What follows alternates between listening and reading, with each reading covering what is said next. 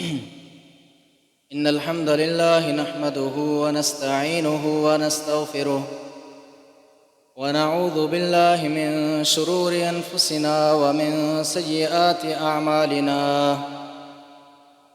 من يهده الله فلا مضل له ومن يضلل فلا هادي له. وأشهد أن لا إله إلا الله وحده لا شريك له.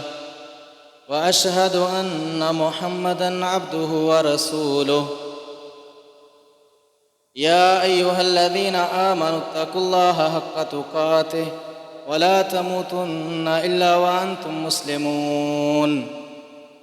يا أيها الناس اتقوا ربكم الذي خلقكم من نفس واحدة وخلق منها زوجها وبث منهما رجالا كثيرا ونساء.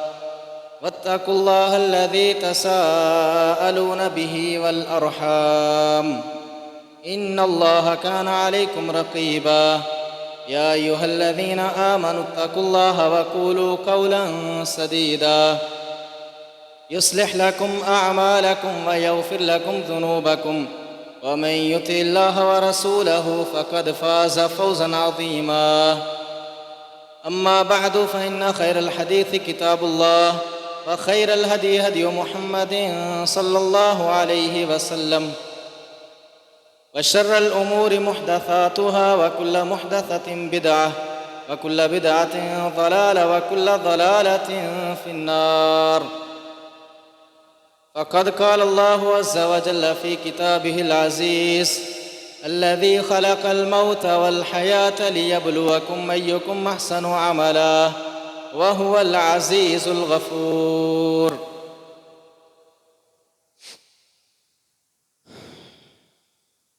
محترم بھائیوں اور بزرگوں، یہ دنیا ہمارے لیے دارالامتحان ہے. جس طرح ایک طالب علم کو پرچہ دیا جاتا ہے اور اسے محدود سا وقت دیا جاتا ہے کہ تو نے اس وقت میں اس پرچے کو حل کرنا ہے، اسی طرح اللہ تبارک و تعالیٰ نے یہ ہمارے لیے امتحان کی جگہ بنائی ہے اور پھر موت کو ہمارے لیے پیدا کیا. الذی خلق الموت والحیات لیبلوکم ایکم احسن عملا. اور اللہ نے وجہ بھی بیان کی کہ موت کو کس لیے بنایا. وہ ذات جس نے تمہارے لیے زندگی اور موت کو پیدا کیا، مقصد کیا ہے؟ لیبلوکم ایکم احسن عملا، تاکہ وہ اپنے بندوں کو آزمائے کہ میرے بندوں میں سے اچھے عمل کون کرتا ہے، موت کی تیاری کون کرتا ہے. اسی لیے اللہ تبارک و تعالیٰ نے موت کو مخفی رکھا. جب ایک بچے نے دنیا میں آنا ہوتا ہے، ڈاکٹر اندازاً اس کا بتا دیتے ہیں کہ فلاں مہینے میں فلاں ڈیٹ کو پیدا ہوگا، لیکن موت ایک ایسی چیز ہے جس کو اللہ تبارک و تعالیٰ نے مخفی رکھا. وجہ کیا؟ تاکہ میرا بندہ ہر وقت اس کی تیاری میں رہے کہ کسی وقت بھی آ سکتی ہے. حضرت معاذ رضی اللہ تعالیٰ عنہ کہتے ہیں اللہ کے نبی مجھے نصیحت کیجئے. اب ہمیں نصیحت کی بات کرتے ہو، وَعَدُدْ نَفْسَكَ فِي الْمَوْتَ، اپنے آپ کو مردوں میں شمار کرو. اگر نصیحت کی بات کرتے ہو تو اپنے آپ کو مردوں میں شمار کرو. یہی سمجھو کہ موت ابھی آئی سو ابھی آئی. کہیں فرمایا صلی صلاۃ مودع، نماز پڑھو تو الوداعی نماز سمجھ کے پڑھو کہ میری زندگی کی آخری نماز ہے. لیکن آج دیکھ لو ہماری کیفیت کیا ہے. اگر میں نماز پڑھتا ہوں اپنی زندگی کی آخری نماز سمجھ کر نہیں پڑھتا تو قسم اللہ کی مجھے موت پر یقین ہی نہیں ہے. مجھے اس بات کا یقین ہی نہیں ہے کہ میں نے مرنا ہے اور اپنے رب کے سامنے کھڑے ہونا ہے. وَعَدُدْ نَفْسَكَ فِي الْمَوْتَ، اپنے آپ کو مردوں میں شمار کرو. فرمایا رسول اللہ صلی اللہ علیہ وسلم نے اکثروا ذکر هذه اللذات یعنی الموت. نصیحت تو یہ تھی کہ میں موت کو کثرت سے یاد کروں. اپنے صحابہ کو، اپنی امت کے لوگوں کو رسول اللہ صلی اللہ علیہ وسلم نے نصیحت تو یہ کی تھی، حکم دیتے ہوئے اکثروا ذکر هذه اللذات، لذتوں کو ختم کر دینے والی چیز لذتوں کو کاٹ دینے والی چیز موت کو کثرت سے یاد کیا کرو۔ حق تو یہ بنتا تھا بحیثیت مسلمان کہ میں موت کی تیاری میں رہوں، ہر وقت موت کو یاد کرتا رہوں، اپنی عبادات پر توجہ دوں۔ قسم اللہ کی آج وہ مسلمان اپنے آپ کو مسلمان کہلوانے والا اور 5 وقت کی نماز نہیں پڑھتا، زکوٰۃ نہیں ادا کرتا، رمضان کے روزہ نہیں رکھتا، قسم اللہ کی یہ ایسا مسلمان ہے، اس کو موت بھولی ہوئی ہے، اس کو موت یاد نہیں ہے، اس کو یقین ہی نہیں ہے کہ میں نے اپنے رب کے سامنے کھڑے ہونا ہے۔ وَأَمَّا مَنْ خَافَ مَقَامَ رَبِّهِ وَنَهَى النَّفْسَ عَنِ الْهَوَىٰ فَإِنَّ الْجَنَّةَ هِيَ الْمَأْوَىٰ، میں جو بندہ اپنے رب کے سامنے کھڑے ہونے سے ڈر گیا اور اس کا لازمی نتیجہ یہ ہوگا وَنَهَى النَّفْسَ عَنِ الْهَوَىٰ، وہ خواہشات سے بچے گا، اپنے دل کی نہیں سنے گا، فَإِنَّ الْجَنَّةَ هِيَ الْمَأْوَىٰ، جنت ہی اس کا ٹھکانہ ہے۔ وَلِمَنْ خَافَ مَقَامَ رَبِّهِ جَنَّتَانِ، اور میں جو اپنے رب کے سامنے کھڑا ہونے سے ڈر گیا اس کے لیے 2 باغ ہیں، اس کے لیے 2 جنت ہے۔ لیکن آج میں ایسا مسلمان ہوں مجھے یقین ہی نہیں ہے کہ میں نے اپنے رب کے سامنے کھڑے ہونا ہے۔ رسول اللہ صلی اللہ علیہ وسلم نے تو نصیحت کی تھی وَعْدُ نَفْسَكَ فِي الْمَوْتَى، اپنے آپ کو مردوں میں شمار کرو۔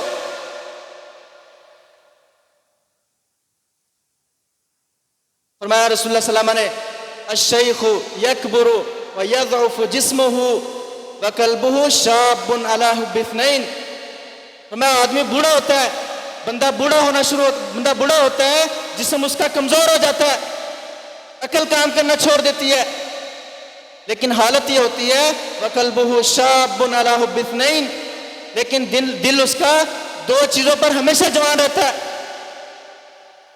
طول العمر وحب المال، لمبی زندگی چاہتا ہے کہ مجھے لمبی زندگی ملے، کوئی شک نہیں ہے لمبی زندگی اگر اس لیے چاہتا ہے کہ اللہ تبارک و تعالیٰ کا قرب حاصل کروں، اللہ کی زیادہ سے زیادہ عبادت کروں، تو یہ بہت اچھی بات ہے، کیونکہ رسول اللہ صلی اللہ علیہ وسلم نے فرمایا من طال عمرہ وحسن عملہ، فرمایا کہ جس بندے کو اللہ تبارک و تعالیٰ نے عمر بھی لمبی دی اور اس کے عمل بھی اچھے ہوئے، من طال عمرہ فحسن عملہ، خوش بخت ہے وہ بندہ، عمر لمبی ملی اور عمل بھی اچھے ہیں۔ اور اس کے مقابلے میں رسول اللہ صلی اللہ علیہ وسلم سے سوال کیا گیا ای الناس خیر، اللہ کے نبی لوگوں میں سے بہترین کون ہے؟ من طال عمرہ وحسن عملہ، عمر لمبی ملی اور عمل بھی اچھے ہوئے۔ اور اسی روایت میں آگے رسول اللہ صلی اللہ علیہ وسلم سے سوال کیا گیا ای الناس الشر، اللہ کے نبی گندے ترین لوگ کون ہیں، برے لوگ کون ہیں؟ من طال عمرہ وساء عملہ، عمر لمبی ملی لیکن عمل برے ہیں۔ اگر لمبی عمر اس لیے چاہتا ہے کہ وہ اچھے سے اچھے اعمال زیادہ سے زیادہ کرے اور اللہ کا قرب حاصل کرے تو کوئی شک نہیں ہے یہ بہت اچھی بات ہے، کیونکہ رسول اللہ صلی اللہ علیہ وسلم نے فرمایا جس بندے کو 60 سال عمر دی اللہ تبارک و تعالیٰ نے، اللہ اس کا کوئی عذر قبول نہیں کرے گا، اس کو توبہ استغفار کا موقع نہیں ملا تھا۔ آج محترم بھائیوں ہم دنیا کے پیچھے دوڑتے ہیں، یہ محدود سا وقت جو اللہ تبارک و تعالیٰ نے ہمیں زندگی دی ہوئی ہے محدود سی، ہم دنیا کے پیچھے دوڑتے ہیں، کوئی قباحت نہیں ہے اس میں۔ اسلام ہمیں یہ نہیں کہتا کہ ہر وقت عبادت کرو، صحابہ کرام دنیا بھی کماتے تھے، کھیت کھلیان تھے، ان کے کاروبار بھی کرتے تھے، لیکن ترجیح آخرت کو تھی۔ من جعل الہموم ہما واحدا، جس نے اپنے سارے کاموں کو جس نے ایک ارادہ بنا لیا، من جعل الہموم، اپنی سارے پریشانیوں کو ایک پریشانی بنا لیا، ہم الاخرہ، آخرت کی پریشانی، کفاہ اللہ ہم دنیا ہو، اللہ تبارک و تعالی اس کی دنیا کی پریشانیوں سے کافی ہو جائے گا، اس کی دنیا کی پریشانیاں اللہ اپنے ذمہ لے لے گا۔ اسی طرح سنن ابن ماجہ وغیرہ میں من کانت الدنیا ہمہ فرق اللہ علیہ امرہ، جو بندہ دنیا کو ترجیح دیتا ہے، دنیا کا ارادہ کرتا ہے، من کانت الدنیا ہمہ فرق اللہ علیہ امرہ، وجعل فقرہ بین عینیہ، اللہ اس کی پریشانیاں بکھیر دیتے ہیں، ہر وقت اسے فقیری کا ڈر لگا رہتا ہے. وَلَمْ يَأْتِهِ مِنَ الدُّنْيَا إِلَّا مَا قُدِّرَ لَهُ، دنیا اتنی ہی ملتی ہے جتنی اس کے مقدر میں لکھی ہے. اسی طرح فرمایا وَمَنْ كَانَتِ الْآخِرَةُ، جو بندہ آخرت کو ترجیح دیتا ہے،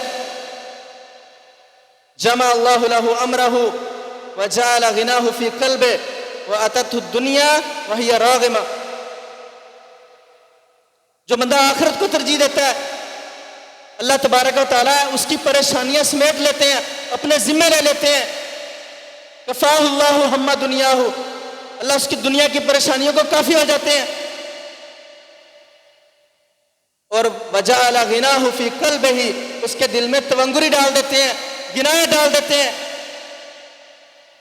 وَأَتَتْهُ الدُّنْيَا وَهِيَ رَاغِمَةٌ، دنیا اس کے پاس ذلیل ہو کے آتی ہے. راغمہ کا مطلب ہوتا ہے ہم کسی بندے کو اس کے سر سے پکڑے، کسی چیز کو ناک سے رگڑتے ہیں زمین پر، اس کا معنی ہوتا ہے راغمہ. دنیا اس کے پاس ذلیل ہو کے آتی ہے. کیا کیا اس نے؟ ترجیح آخرت کو دی ہے، اپنی موت کو یاد رکھا ہے. آج ہماری ترجیحات بدل گئی، آج ہماری سوچیں بدل گئی. ہمارے ہاں عقل مند بندہ وہ ہے جس نے مال اکٹھا کر لیا، پیسہ اکٹھا کر لیا. رسول اللہ صلی اللہ علیہ وسلم سے سوال کیا گیا ایُّ المؤمنین اکیس، اللہ کے نبی بتائیے مومنوں میں سے عقل مند کون ہے؟ آج ہم سمجھتے ہیں جس نے پیسہ اکٹھا کر لیا، کار اس کے پاس ہے، کوٹھی اس کے پاس ہے، جائیداد اس کے پاس ہے، وافر مال ہے، وہ بندہ عقل مند ہے. رسول اللہ صلی اللہ علیہ وسلم نے قیامت کی نشانیوں میں سے ایک نشانی بتائی ہے. فرمایا قرب قیامت یقال للرجل، ایک بندے کے لیے کہا جائے گا ما اظرف ما عقل ما اجلد وليس في قلبه حبۃ خردل من ایمان. فرمایا قرب قیامت کسی بندے کے بارے میں کہا جائے گا ما اجلد ما اظرف ما عقل، کس قدر سمجھدار ہے یہ بندہ، کس قدر مضبوط ہے، لیکن حالت یہ ہوگی وَلَيْسَ فِي قَلْبِهِ حَبَّةُ خَرْدَلٍ مِّنْ ایمان، حالت یہ ہوگی اس کے دل میں سرسوں کے دانے کے برابر ایمان نہیں ہوگا. لوگ اس کو کہہ رہے ہیں بڑا عقل مند ہے، بڑا سمجھدار ہے، دل میں سرسوں کے دانے کے برابر ایمان نہیں ہے. ہماری ترجیحات بدل گئی، ہم اس بندے کو عقل مند سمجھتے ہیں، لیکن رسول اللہ صلی اللہ علیہ وسلم نے کس کو عقل مند قرار دیا؟ اِّ المؤمنین اکیس، اللہ کے نبی بتائیے عقل مند کون ہے؟ فرمایا اکثرہم للموت ذکرا، فرمایا جو موت کو بہت زیادہ یاد کرنے والا ہے. وَأَحْسَنُ لِمَا بَعْدَهُ اسْتِعْدَادًا، اور موت کے بعد جو اگلا مرحلہ ہے اس کے لیے تیاری اچھی کرنے والا ہے. یہ بندہ عقل مند ہے. ہمارے ہاں دنیا معیار ہے، لیکن اللہ کے ہاں ایمان معیار ہے. إِنَّ اللَّهَ لَا يُعْطِي الدُّنْيَا مَن يُحِبُّ وَمَن لَا يُحِبُّ، اللہ دنیا اسے بھی دیتا ہے جس سے محبت کرتا ہے. وَإِنَّ اللَّهَ لَا يُعْطِي الْإِيمَانَ إِلَّا مَنْ أَحَبَّ، لیکن ایمان اس شخص کو دیتا ہے جس سے اللہ محبت کرتا ہے. اگر ہم تاریخ کی طرف دیکھتے ہیں، رسول اللہ صلی اللہ علیہ وسلم کی زندگی کی طرف دیکھتے ہیں، صحابہ کرام کی زندگی کی طرف دیکھتے ہیں، کیا ان کے ہاں دنیا معیار تھی؟ انہوں نے زندگی کیسے بسر کی؟ یہ نہیں تھا. ہمارے مسلمانوں میں کچھ لوگوں کا یہ عقیدہ ہے کہ رسول اللہ صلی اللہ علیہ وسلم غریب تھے. غریب نہیں تھے، رکھتے نہیں تھے. میں اگر احد پہاڑ سونے کا بن جائے میں 3 دن سے زیادہ رکھوں گا نہیں، اللہ کی راہ میں خرچ کر دوں گا. اور رسول اللہ صلی اللہ علیہ وسلم نے کامیابی کا ذریعہ قرار دیا. قَدْ أَفْلَحَ مَنْ أَسْلَمَ وَرُزِقَ كَفَافًا وَكَنَّاهُ اللَّهُ بِمَا آتَى، میں کامیاب ہو گیا وہ بندہ جو مسلمان بن گیا، اور مسلمان بننے کے بعد اسے گزارے لائق رزق دیا گیا، اور پھر وہ اسی پر خوش ہے. مَا قَلَّ وَكَفَى خَيْرٌ مِّمَّا كَثُرَ وَأَلْهَى، میں وہ کم مال بندے کے لیے بہتر ہے اس زیادہ مال سے جو بندے کو اللہ کی عبادات سے غافل کر دے، اللہ سے غافل کر دے.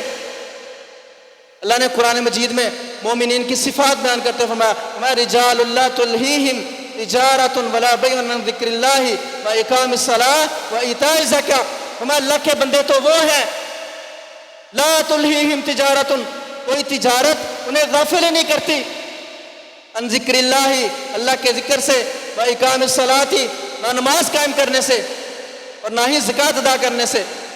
کوئی تجارت، کوئی خرید و فروخت کا معاملہ اللہ کے بندوں کو غافل نہیں کر سکتا۔ آج میں دیکھ لوں میں کہاں کھڑا ہوں، میں کیسا مسلمان ہوں، ہم سب دیکھیں اپنے آپ کو۔ کیا میری دکانداری، میرے کھیت کھلیان مجھے اللہ کی عبادت سے غافل نہیں کرتے؟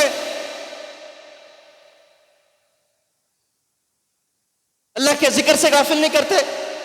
رسول اللہ صلی اللہ علیہ وسلم نے فرمایا، حدیث قدسی ہے، فرمایا یا ابن آدم تفرغ لعبادتی املأ صدرک غنى واسد فقرک، فرمایا ابن آدم میری عبادت کے لیے وقت نکال، املأ صدرک غنى، تیرا سینہ غنا سے بھر دوں گا، تونگری سے بھر دوں گا، واسد فقرک، اور تیرے فقر کو مٹا دوں گا۔ وَإِن لَمْ تَفْعَلْ، میں اگر تو نے ایسا نہ کیا، املأ یدک شغلا ولم اسد فقرک، میں تیرے ہاتھوں کو مصروفیت سے بھر دوں گا۔ اتنی مصروفیت ہوگی، اتنی مصروفیت ہوگی، اللہ کے لیے وقت نہیں نکلے گا تیرے پاس۔ اتنی مصروفیت کے بعد سارا دن دنیا کو دینے کے بعد بھی حالت کیا ہوگی؟ وَلَمْ أَسُدَّ فَقْرَكَ، تیرے فقر کو بھی نہیں مٹاؤں گا، فقر بھی دور نہیں کروں گا، محتاج بھی رہے گا۔ تو فرمایا بندہ جیسے جیسے بوڑھا ہوتا ہے دو چیزوں پر لالچی ہوتا ہے، لمبی عمر پر اور مال کی ہرس پر۔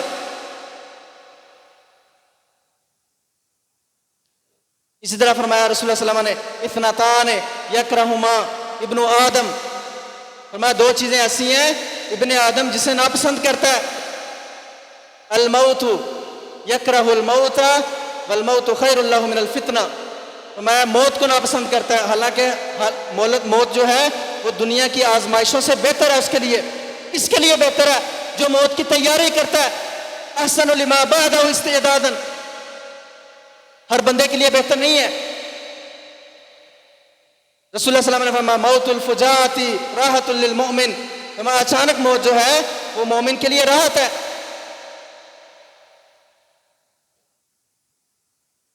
ایک دن رسول اللہ صلی اللہ علیہ وسلم کسی ساتھی کے جنازے پر گئے، قبر میں ابھی وقت تھا، تو رسول اللہ صلی اللہ علیہ وسلم بیٹھ گئے وہاں اور رونا شروع کر دیا، زاروں کی طرح رونا شروع کر دیا۔ صحابی کہتے ہیں اتنا روئے رسول اللہ صلی اللہ علیہ وسلم کی داڑھی تر ہو گئی، داڑھی تر ہونے کے بعد زمین بھی تر ہو گئی۔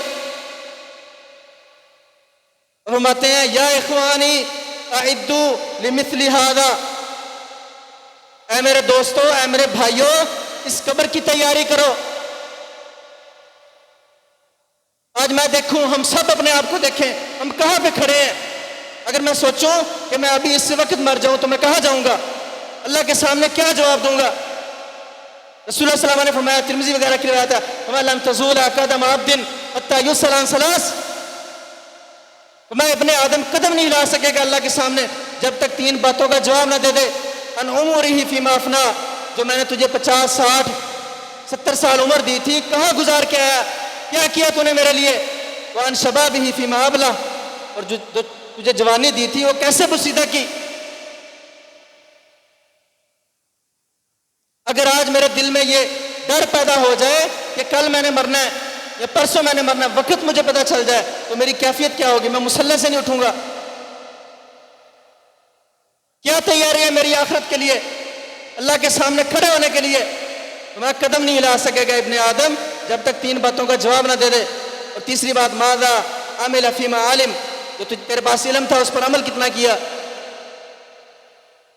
میں یکرہما، ابن آدم دو چیزوں کو ناپسند کرتا ہے، اور دوسری چیز رسول اللہ صلی اللہ علیہ وسلم نے فرمائی قلت المال، یکرہ قلت المال، کم مال کو ناپسند کرتا ہے، زیادہ مال چاہتا ہے کہ میرے پاس زیادہ مال ہو۔ حالانکہ وقلت المال اقل للحساب، فرمایا جو کم مال ہوتا ہے وہ کم حساب کا ذریعہ ہے۔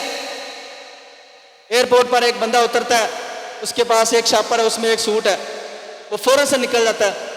اور ایک بندہ اترتا ہے، اس کے پاس 4 5 بیگ ہیں، وہ چیکنگ کروانے میں، سرچنگ کروانے میں کتنا وقت لگتا ہے؟ قلت المال اقل للحساب، کم مال کم حساب کا ذریعہ ہے۔ لیکن آج ہم دنیا کے پیچھے دوڑتے ہیں، دنیا کا مال اکٹھا کرنے کے لیے لگے ہوئے ہیں. کوئی بات نہیں ہے، اکٹھا کرو، لیکن ترجیح آخرت کو ہونی چاہیے. الدنیا ملعونۃ وملعون ما فیہا، ہماری یہ دنیا لعنتی ہے، اس پر اللہ کی پھٹکار ہے، اور جو کچھ اس دنیا میں ہے اس پر اللہ کی پھٹکار ہے. رسول اللہ صلی اللہ علیہ وسلم نے اپنے صحابہ کو دنیا کی مثال دیتے ہوئے سمجھایا، میں اگر تم میں سے کوئی سمندر میں انگلی ڈالے اور پھر اس کو باہر نکالے، جو انگلی کے اوپر پانی ہے وہ دنیا ہے، اور باقی سارے کا سارا سمندر جو ہے وہ آخرت ہے. آج ہم اگر اپنی زندگیوں پر غور کریں، کیا 24 گھنٹوں میں میری جو تیاری ہے، جو میں اعمال کرتا ہوں، کیا میرے وہ اعمال انگلی پر لگے ہوئے پانی کے لیے ہیں یا پورے کے پورے سمندر کے لیے ہیں؟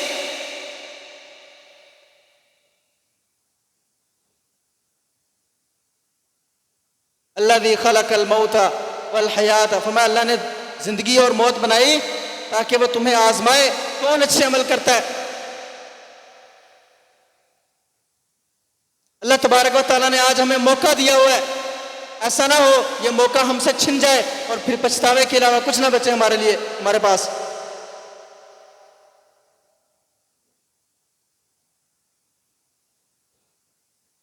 فما قد افلح طوبى لمن هدي الى الاسلام ورزق کفافا، خوشخبری ہے اس بندے کے لیے جس کی رہنمائی اسلام کی طرف کی گئی اور گزارے لائق رزق دیا گیا اور اسی پر خوش ہے. خیر الرزق الکفاف، میں بہترین رزق بندے کا وہ ہے جس سے جائز ضروریات پوری ہوتی ہوں. مجھے اس پر یقین ہی نہیں ہے. میں ان الرزق لا يطلب العبد كما يطلب اجله، میں رزق بندے کو اس طرح ڈھونڈ لیتا ہے جس طرح اس کو اس کی موت ڈھونڈ لیتی ہے. جب رسول اللہ صلی اللہ علیہ وسلم نے فرما دیا اور اللہ تبارک و تعالیٰ نے جو ہمارے مقدر میں رزق تھا وہ لکھ دیا، پھر میں کیوں اپنی آخرت اپنی عاقبت برباد کروں دنیا کے پیچھے دوڑتے ہوئے. اب اگر ہم دیکھیں کہ اللہ تبارک رسول اللہ صلی اللہ علیہ وسلم نے کتنی بڑی خوشخبری سنائی ہے کہ جو بندہ اپنے ساری پریشانیوں کو آخرت کی پریشانی بنا لیتا ہے، اللہ اس کی دنیا کی پریشانیوں کو کافی ہو جاتا ہے.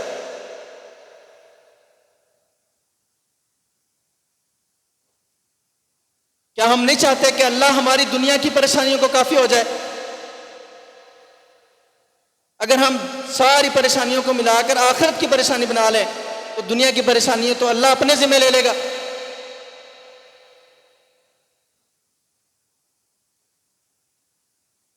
اللہ تبارک و تعالیٰ نے موقع دیا ہوا ہے ہمیں کہ ہم اپنی زندگیوں کو بدلیں، توبہ استغفار کریں.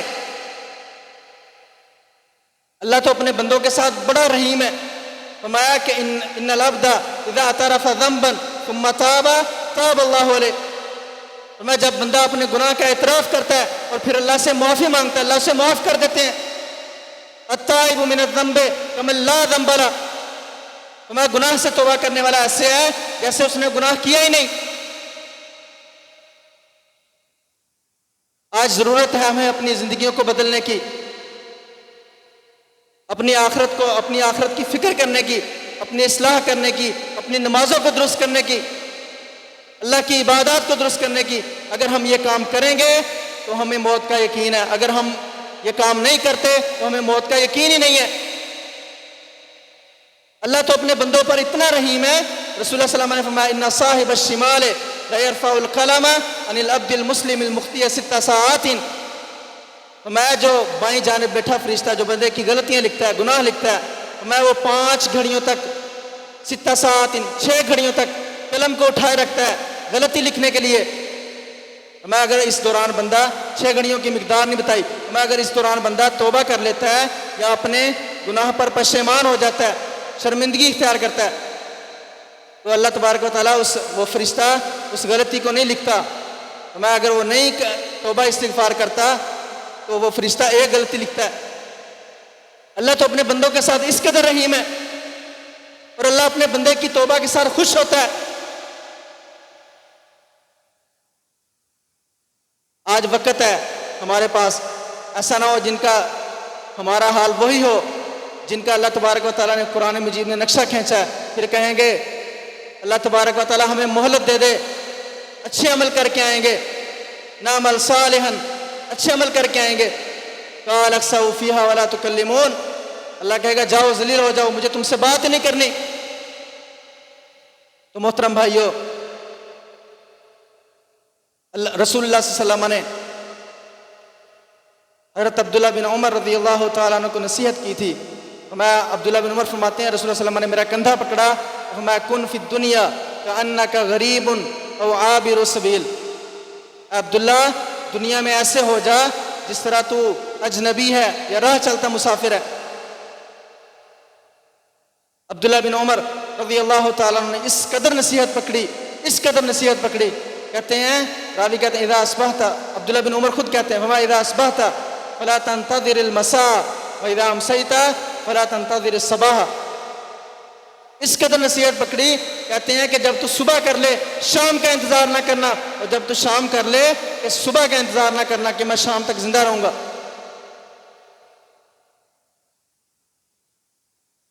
اب ہم اگر سوچیں ایک بندے نے فیصل آباد سے کراچی کا سفر کرنا ہے، وہ کتنا سامان لے گا ساتھ میں؟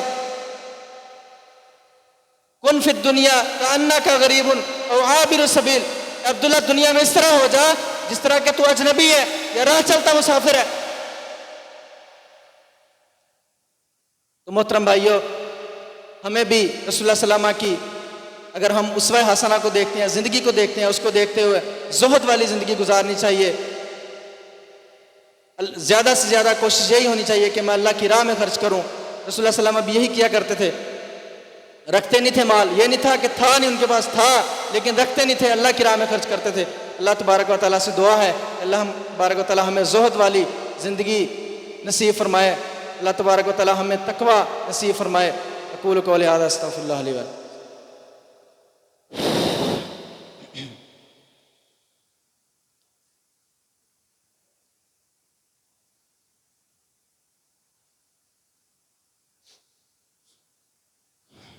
إن الحمد لله نحمده ونستعينه ونستغفره ونعوذ بالله من شرور أنفسنا ومن سيئات أعمالنا، من يهده الله فلا مضل له ومن يضلل فلا هادي له، وأشهد أن لا إله إلا الله وحده لا شريك له، وأشهد أن محمدًا عبده ورسوله۔ يا أيها الذين آمنوا اتقوا الله حق تقاته ولا تموتن إلا وأنتم مسلمون۔ يا أيها الناس اتقوا ربكم الذي خلقكم من نفس واحدة وخلق منها زوجها وبث منهما رجالا كثيرا ونساء، واتقوا الله الذي تساءلون به والأرحام إن الله كان عليكم رقيبا۔ يا أيها الذين آمنوا اتقوا الله وقولوا قولا سديدا يصلح لكم أعمالكم ويغفر لكم ذنوبكم، ومن يطع الله ورسوله فقد فاز فوزا عظيما۔ أما بعد فإن خير الحديث كتاب الله، وخير الهدي هدي محمد صلى الله عليه وسلم، وشر الأمور محدثاتها وكل محدثة بدعة وكل بدعة ضلالة وكل ضلالة في النار۔ ربنا آتنا في الدنيا حسنة وفي الآخرة حسنة وقنا عذاب النار۔ ربنا ظلمنا أنفسنا وإن لم تغفر لنا وترحمنا لنكونن من الخاسرين۔ اللهم اغفر لجميع المؤمنين والمؤمنات والمسلمين والمسلمات الأحياء منهم والأموات، اللهم اشف جميع المؤمنين والمؤمنات والمسلمين والمسلمات، اذهب البأس رب الناس، واشف أنت شافي لا شفاء إلا شفاؤك شفاء لا يغادر سقما۔ ربنا آتنا في الدنيا حسنة وفي الآخرة حسنة وقنا عذاب النار۔ اللهم أعز الإسلام والمسلمين وأذل الشرك والمشركين ودمر أعداءك أعداء الدين۔ اللهم أعز المسلمين، اللهم أعزنا بالإسلام، اللهم أعزنا بالإسلام والمسلمين، اللهم من أراد بالإسلام والمسلمين سوءا فأشغله بنفسه ورد كيده في نحره واجعل تدبيره تدميرا عليه يا رب العالمين، يا رب المستضعفين، يا قوي يا عزيز، إنك على كل شيء قدير۔ ربنا تقبل منا إنك أنت السميع العليم، وتب علينا إنك أنت التواب الرحيم۔ سبحان ربك رب العزة عما يصفون، وسلام على المرسلين والحمد لله رب العالمين۔